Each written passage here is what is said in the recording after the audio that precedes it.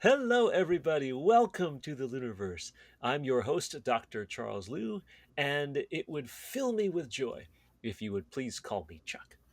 As always, with us today, our co host, Alan Liu. Hey, Alan, how's it going? Hi, it's going pretty good. Good.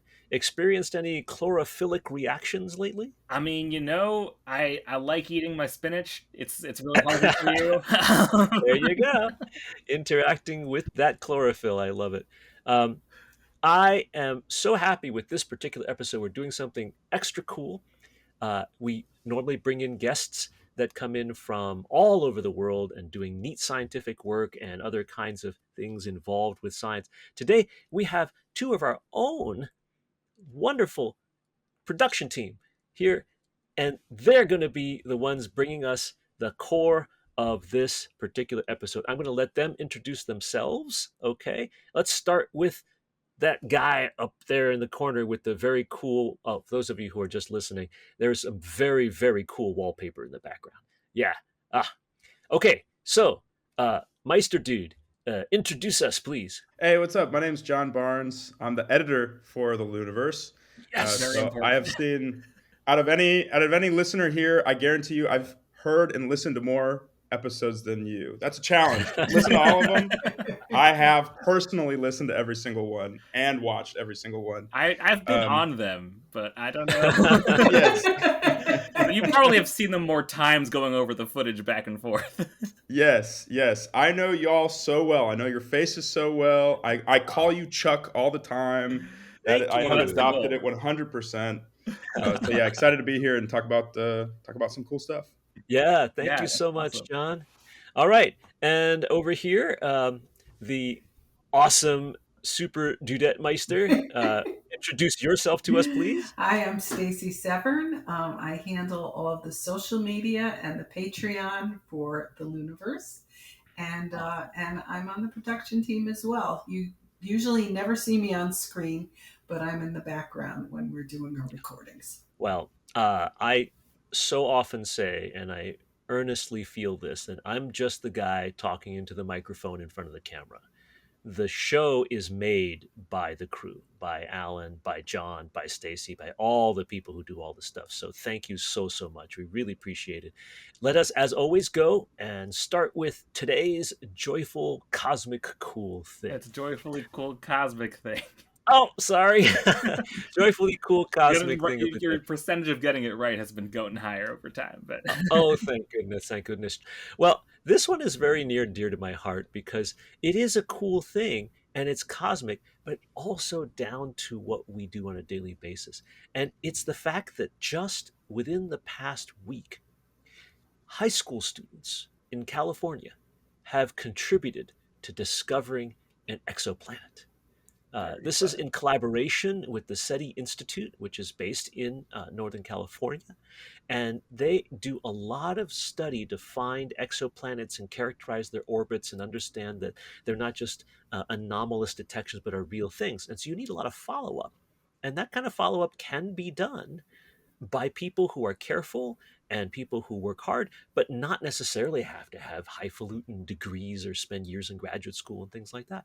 And so the SETI Institute collaborated with people in high school in the area of Mountain View, California, and they worked together and they have indeed confirmed this exoplanet known as TIC or TIC 1392 70665 B as in Bravo. So I think that's super cosmically cool because it gets us all involved. You know, it's not just us old farts in the white lab coats on mountaintops and stuff, but we're all Yeah, actually because you, doing you this really got together. to wear a lab coat when you're using a telescope. You can taste the telescope feels Yeah, its telescope on you. I know, right? It's so important to be able to do that. So I think that's really lovely, and of course, when we're talking about that search for exoplanets or the confirmation of exoplanetary orbits, we're also thinking about life beyond our solar system, life out in different environments. And this is exactly what was recently dropped, a mini series called The Three Body Problem. Woohoo! And yeah, Woo! yeah, this three body problem thing, let me take you all back because it's not just a TV series. Okay, before this, it originated in China, and it was the first of a trilogy of science fiction novels written by the Chinese author Liu Cixin. Okay, or Cixin Liu. Yes, Liu, the LIUniverse, represented again. But I'm not related to this person, No, alas. it's just a common name in China, Oh, alas. there are millions of people named Liu. All over the Anyway, Chinese-speaking areas. yeah, this is an amazing novel. It won awards of all kinds, tremendously talented. But wait, there's more. The novel was translated to English by another Chinese author who's actually an American author. This author immigrated from China as a young person and has lived life in the United States. And his name is Ken Liu. Yes, the universe represents again. Yeah, also not directly related. Also not related, alas. But there's Uh, but still the Still, extended yeah. universe. Right. So we have to, give the universe here on the universe. We have to give due to the Lius that are making the Liu universe. Yeah, There we it's the go. best. Yeah, and the translation won awards as well. Yeah. And Ken Liu himself has written numerous other award-winning science fiction. But I want to get right away, because I've talked long enough, to John. Uh, because, John, you are the one who brought up this idea of what we want to talk about, because the three body problem was so cool and it immediately filled you with questions. Yes. So I have been a fan of this book for a few years now. I'm a big fan of the trilogy. It's the Three Body Problem, Dark Forest, Death's End. Wow. So I've got a bunch of questions. The science fiction is awesome, but a lot of times seems more like fiction than science. So I want to know. I want to get to the bottom of it, and I want to know what's real, what's fiction, and what could be real in the future. Oh, absolutely. Now, Stacy, you are a big fan of science fiction as well. Have you had interactions with the three body problem yet? I have not yet. I, Mm. I'm a little embarrassed to say. I'm looking forward to it. I just hope I don't learn too much about it before I get involved with That's a it. great point. Let's get that clear right away for all of you who are interested in actually watching the show, which recently dropped. This first 8 episodes, right? Everything that we're talking about in this episode is only happening in the first 3 episodes. We're not giving away anything significant, but rest assured that if there's anything that might affect the plot, we will tell you ahead of time. Okay, so John, hit me with the first question. Okay. Alan and I and Stacy will try to answer it for you. Yes, awesome. So, my first question deals with a giant antenna. Aha! So, this is what the book says about it. Many strange things occurred around the area. Animals in the forest became noisy and anxious. Flocks of birds erupted from the woods, and people suffered nausea and dizziness. Also, those who lived near Radar Peak tended to lose their hair. According to the Yeah. locals, these phenomena only began after the antenna was built. And then even to kind of add on to that, in the show, they kind of show a flock of birds going by as the antenna turns on happenstantially, and they start just falling from the sky dead. And so Holy these like crazy effects is kind of like my first question. Is it possible for a radar antenna to do this? Does this still happen near radar antennas? How do we combat these effects? What's that science going on there? Well, here's the science. This is actually reminds me. I don't know, Stacey, you probably remember this a few years back, where people sitting under microwave towers were claiming that they were getting medical ill effects, and so there are 2 ways that radio towers or antennae or transmitters or whatever send out stuff, right? 2 ways to characterize what they send out. One is the energy of the waves themselves, and then the other is the amount of energy that's sent out, right? So radio and microwaves, they are very weak uh, electromagnetic radiation. So we right now, as we sit, you and I, we are being bombarded by microwave radiation and radio waves. It's coming through the walls. It's coming through literally everything. And we are not negatively affected by them at all. So the waves themselves is nothing to worry about. Now, could the concentration of the waves cause issues? That's where the answer is a definite maybe. We we don't know yet exactly. There hasn't been enough documentation to confirm how much microwave radiation or how much radio waves would wind up causing us difficulty. But we do know that at this moment in time, there is no such radio tower or antenna where you turn it on and birds start dropping out of the sky. That level of power far exceeds anything that we have ever done.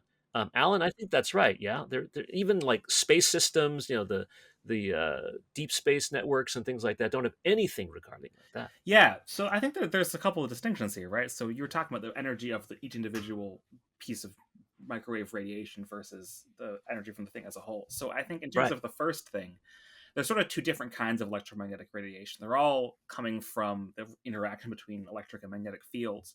But once they get, once each individual photon in that electromagnetic spectrum stuff gets above a certain energy, it's called what we call ionizing radiation. And if it's below that energy, it's what we call non-ionizing radiation. And the cutoff is somewhere between visible light, which is non-ionizing, and ultraviolet light, which is ionizing. So ultraviolet light, that can give you a sunburn. As you get higher, you get into the X-rays and gamma rays. Those can give you cancers or even radiation poisoning if you get a high enough dose.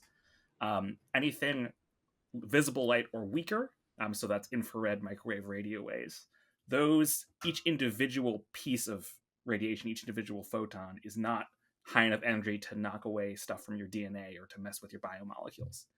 So the only way that's going to cause any harm is if you're like standing right in front of a gigantic beam of it, and it's just the heat that comes from all of that energy. That might give you some negative effects. But I can imagine that if you focus a beam very tightly, something like a maser or microwave laser or something like that, you can cook stuff and cause yourself. Well, that's how a microwave oven works to some extent. But if you've ever used a microwave oven, you know that it like heats the surface of your food, and the middle of it's like barely warmed up.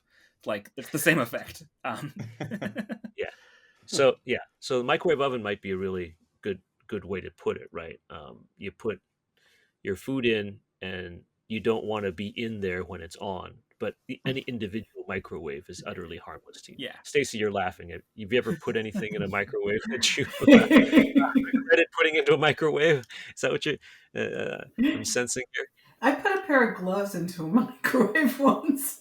Whoa! They were really cold from the car. Did it work? They didn't fare too well. Okay, so you don't recommend it. Okay. Yeah, I wouldn't turn it up to 11. Let's put it that way. Just a quick follow-up on that. Are birds more vulnerable to electromagnetic radiation? Don't they use magnetism for their direction? Birds, so birds do use the Earth's magnetic field to like figure out which direction they're trying to fly. So there are noted instances where like birds near like something that's generating a large magnetic field, like a radio transmitter, maybe would like go the wrong become direction, disoriented, but they wouldn't just drop out of the sky. So this is definitely more on the science fiction end of things. That like there's something special about this radar station compared to regular radar stations that's causing this science fictional effect. Right, and for human hair to fall out because of that. That can happen with ionizing radiation. That's more like that feels like radiotherapy, right? Gamma rays almost and stuff. It's the kind of thing too where if someone reported this to me, I'd be wondering if it's like there's something else is causing the effect, and they're just attributing it to the most big and noticeable thing in the area, which is a radar station, right? Right. Could the radar station have been powered with poisonous materials, and it's now a Superfund site? No one knows about it, and that's why people's hair start falling out. Yeah. I just want to break into a Carpenter song. Why do birds fall down from the sky? Every time we send a beam going by. Okay. Yeah. just like me. They don't want to be near ionizing radiation. Okay, all right. I'm carrying this way, way too far. Sorry, Karen. Sorry. Okay, All right. that was Karen Carpenter I was saying Yeah. sorry to. Okay. Okay, next question. Okay, awesome. Within this story of Three Body Problem, there's Yeah. this VR game, right? It's called Aha. Three Body. All right. And the origins of the game are kind of a mystery. Yeah. The reasons for the game are kind of a mystery. But top scientists around the world keep getting invited to play this game. These characters start playing this VR video game with a completely simulated world. They experience something, and I'll just read it right here. So the sky grew brighter, and soon the sun of this world rose. It was small and bluish in color, like a very bright moon. And so that immediately started making me think, like, are there suns out there that are different colors? Are like if there are, what causes them to do that? So yeah. Well, very basically, yes.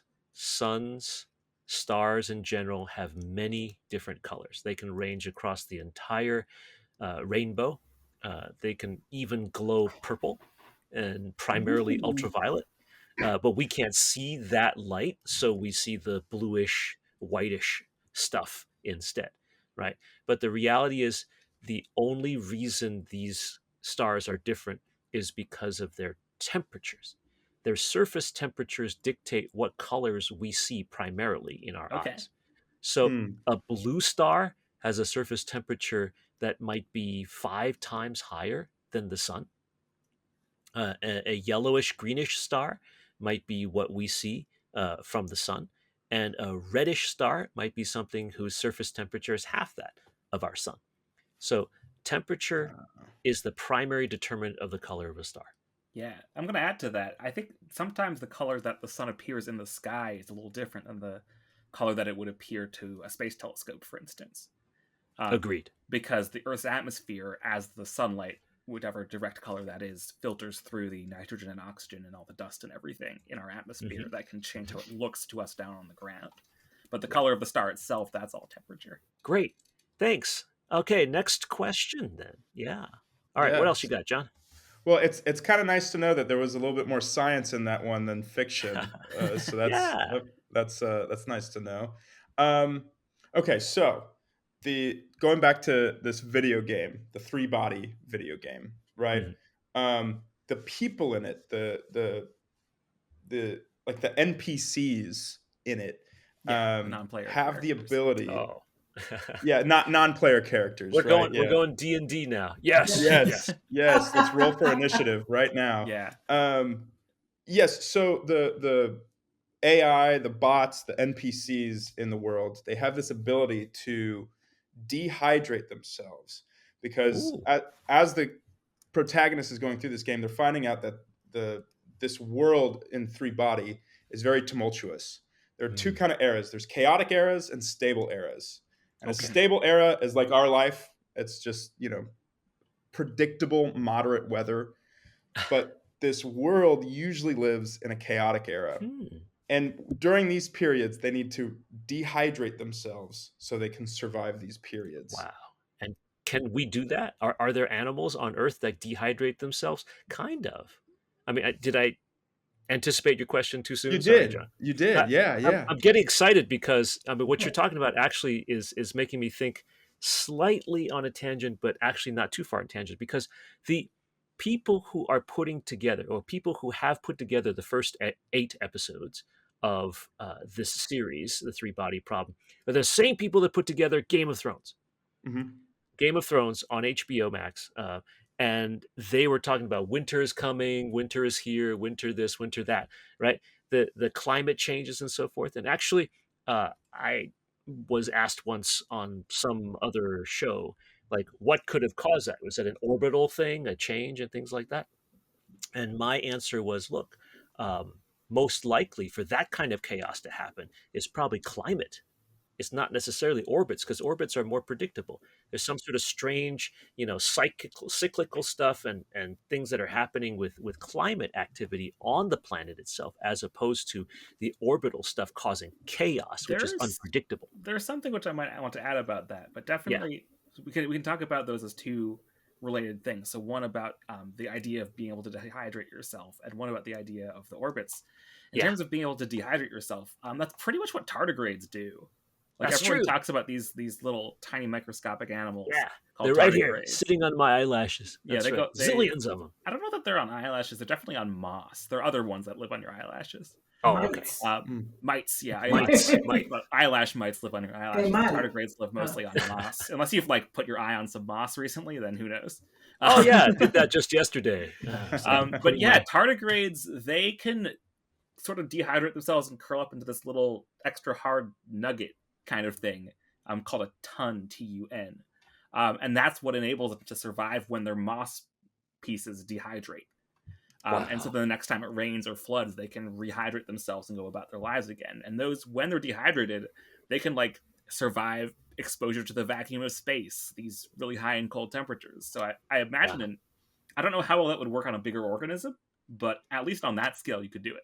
Yeah, how big are these NPCs? Are they microscopic or are they human sized? No, yeah, imagine a human kind of almost sweating out all of their water and then becoming as thick as leather. That's totally tardigrade ton type stuff. Yeah, that definitely feels like it's inspired by tardigrades. And what would happen to the bones? I mean, they're not going to flatten. Maybe they have exoskeletons instead of inner skeletons. Oh, this is fun to think about. Wow, that's cool. Yeah, that would be some weird biology, but maybe it's at least inspired by real biology, whether or not it could actually happen. Right. Wow. I also do want to speak a bit to that idea of the chaotic and stable orbital periods. Yeah, sure. The reason I'm thinking about this is that there are some weird orbital situations in the solar system and other solar systems where we've seen where there are orbitals cycles that switch off. For instance, Saturn has a pair of moons called Janus and Epimetheus, which every few years will swap orbits with each other. Because they one catches up to the other and it slows it down, and the one in front speeds up the one behind, and then they swap orbits and then they switch back and do the same thing again. Wow. And there are these objects called quasi-satellites, which orbit. So Earth has some, Jupiter has some, I think Mars might have some. So there's a few around Earth where they orbit the sun, but the Earth affects their orbit every so often. So they'll alternate between a stable-ish orbit around the sun and an orbit that's much closer into the Earth for maybe up to 100 years or something like that. And then they will break free of that Earth-dominated orbit. It's not exactly orbiting the Earth, but it's kind of like orbiting the Earth. They'll break free of that and go back to orbiting the sun again. So I don't know if you could exactly get this thing where you have very moderate weather by very crazy weather. Maybe you could do it with something with an orbit swapping situation, but it's not that far beyond what we know orbital mechanics can do. That's true. If you have enough bodies in your orbital system, you can get a lot of very unpredictable activities going on in there. Yeah, and that's where the name three-body problem comes from, right? Well, yeah. Well, the original Chinese title of the novel is just three body. Yeah. Three bodies. Santi.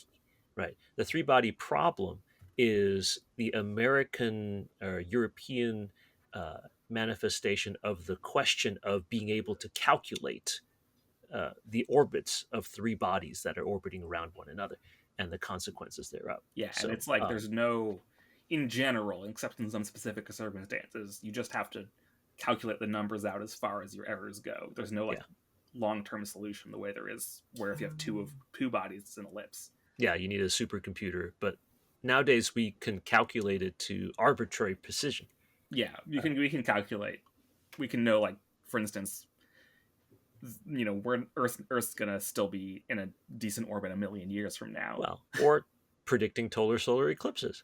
That's we true. know where they are within the total solar eclipse paths of totality today we can calculate that's three bodies: Earth, Moon, and Sun, basically, Yeah. and a little bit of variation from other more distant objects. But that's why we know where to go within like a few feet Yeah, and a few and we seconds even know where to to do be able that to see. 500 years from now. We will be able to do the same. Yeah. So that's three body. Uh, anyway, John, I hope that answers that particular question. We went far afield on that one, but it was fun. Oh yeah, that totally answered that. I've never heard of the tardigrade before. That's just a Yeah, interesting they're real organism. fun. Yeah, they show up in all sorts of sci-fi type things because of their They're weird kind of abilities. cute. They are kind of cute. They're like little piglets with giant noses. Got another question for us? Well, Yeah, Stacy. yeah, no, so, I just kind of wanted to bring up, in the world of Three Body, the game, a particularly cold, chaotic era forces temperatures to plunge to near absolute zero, causing oxygen and nitrogen snow. So this passage from the book talks about it a little bit. It says, those snowflakes are now composed of solidified oxygen and nitrogen. The atmosphere is disappearing through deposition, which means it's near absolute zero above. Snow gradually buried the pyramid. The lowest layers were composed of water, snow, then dry ice, and finally on top, snow made of oxygen and nitrogen. So, really, the question coming from all of this, which is a lot to think about, is it possible for oxygen and nitrogen to snow down like this? Plunging a world into near absolute zero temperatures is, I'm guessing, impossible, but is the science there for oxygen snow? And what is weather like on other planets? This is beyond my expertise to answer definitively, but I'll say this. Alan, look some stuff up. Okay. Yeah. The deal is this, right? As temperatures drop, you will wind up with things snowing out or precipitating out. That happens all the time, right?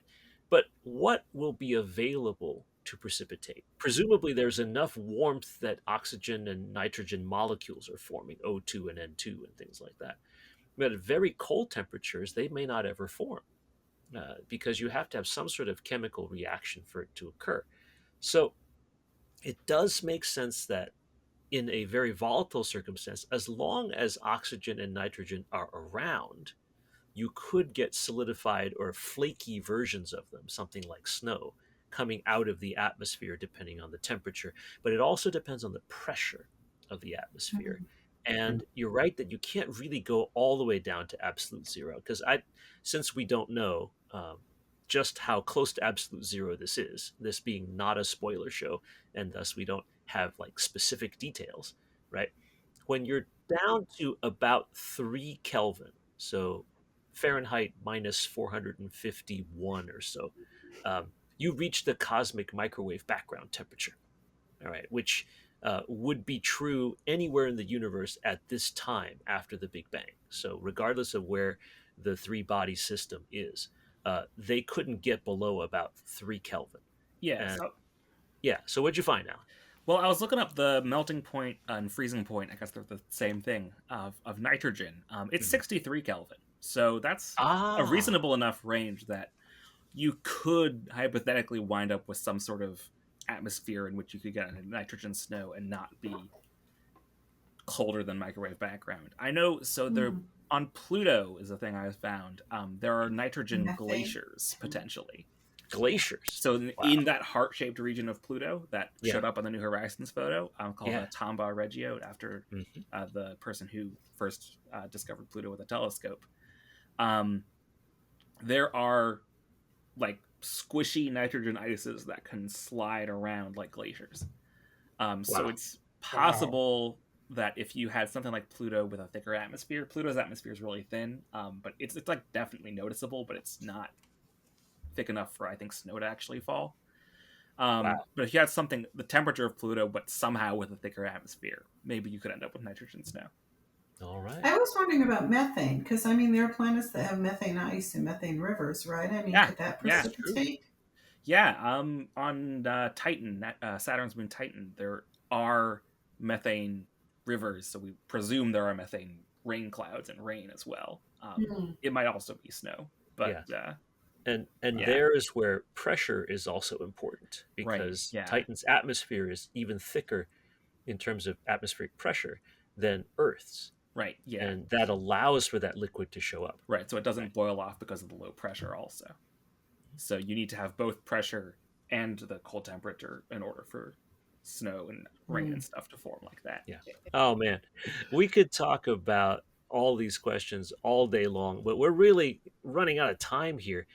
Is there one more really good question that we can put in, John, for this episode? Okay, yes. So, still within the first 3 episodes, we discover that this video game was created by aliens, extraterrestrial life, as a way to Dramatic. communicate with humans and show them what their world is. Bummer. We made contact with them Uh-huh. when a scientist, uh, going back talking about that radar we had, right? Oh, That okay. Yeah. decided to point the antenna at the sun to send a message out to the universe, with the Oh, belief that that message could almost like ride on the light and go out at the speed of light to the rest of the huh. universe as a "Hey, we're here" kind of message. Is that Huh. real? Can we send out messages at the speed of light using our sun? Wow. Well, I'll say that we can send out speed of light speed messages. In fact, we're doing it right now. Uh, you and I, as we talk, and we are communicating through wireless communications, the information that's being carried on the carrier waves is going out into space at the speed of light. So, in fact, right now, someone could actually be hearing us far, far away if they had a sensitive enough detector and had the technology to disentangle the encoded sound and light information that we put into our carrier wave. So, Yeah. sending messages out, the answer is yes, we do that all the time. Now, I think what you're saying is that by sending it on the sun then amplifies the signal Yep. and then somehow broadcasts it in a way that can be more easily detected far, far, far away. That's Mhm. kind of what you're suggesting, right? Yes. And and for that, I'm a little skeptical. Alan, what do you think? You have any background on this? My guess is no. Stacy, what do you think? I don't know. Yeah. Sounds doesn't sound quite right. I don't feel like the sun would act as an amplifier. Yeah. From the Earth, definitely. I feel like the sun, since it's got so many of its own radio waves, if we were trying to do a radio signal, the sun would just like add noise rather than help it get out better. That seems like a fictional event. Yeah, yeah, I and I think one thing that like seems, if you were gonna try and figure out a way to shoehorn this into regular science, you could try and use the sun as a gravitational lens. If you were trying to send a signal from like much farther out than even Pluto, the sun tends to as the way gravitational lensing works is that gravity can bend light, and radio waves bend with that because they are technically a kind of light. They're kind of electromagnetic radiation, like we were talking about earlier. well, Mhm. let me be pedantic and just Okay. say that gravity curves space, Gravity curves and space, the and light light follows follows the the curved path of that space. curved space, That's true. not It's not actually directly bending the curving light light. itself. Right. But I see what you're saying. You can imagine the sun to be some sort of huge magnifying glass. And you Yeah. fire the radio waves at it. The most of the radio waves would go sort of spread out far away from the Yeah. sun. But if the sun kind of curled space enough that some of the stuff that would otherwise dissipate came back into the beam and continued on its merry way, collimated somehow. Yeah. But then that would mean that that signal is only going in one direction. That's true. It would only And help you wouldn't in be like exactly the direction opposite the right. sun You from wouldn't be you. sending it out to the world or to the universe saying, "Hey, here we are," kind of thing. It's Yeah, more it along the would be lines like of a little narrow beam from you to the sun, and something Mm. far away behind the sun would be Yeah. able to see you better. and Mm.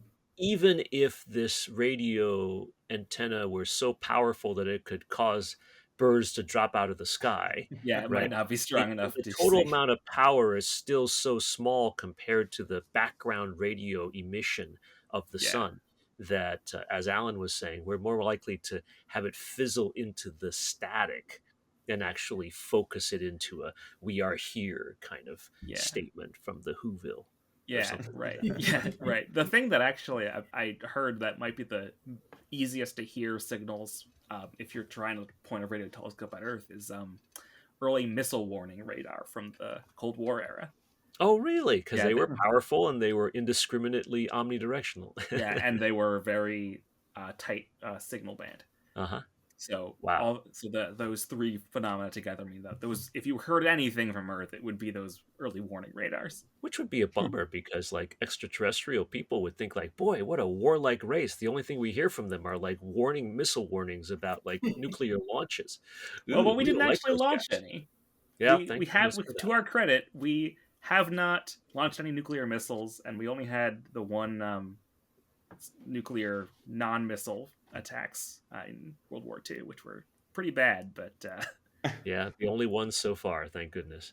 yeah. Yeah, so I guess that ends our conversation about this on a hopeful basis. I hope those aliens in this three-body system, which I know nothing about because I haven't seen anything yet, can somehow think of us as benevolent, worthy creatures. That's all I can say. Yeah, But we we'll made have it to. so far. I'll Yeah. have to see the show. I'll have to read the books. I'll have to, do all that in order to appreciate it. Wow, this has been so much fun. I really, really love talking about this. John, thank you so much for bringing us your questions and your curiosity, and thanks in advance for making this episode sound really, really good. Yeah, thanks for having me on board. I'm glad I could get some of these questions answered to truly figure out the science behind the science fiction. So thank you There so you go. much. Oh, my Very pleasure. Stacy, as always, thank you so much. Really appreciate all of your insights and all your efforts. Always a pleasure.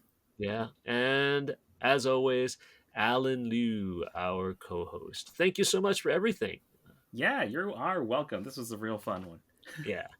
And for all of you out there, our audience, thank you for being with us today. Really, really appreciate it. If you've liked what you've seen and heard, please support us on Patreon. And as always, thank you for being a part of the LIUniverse.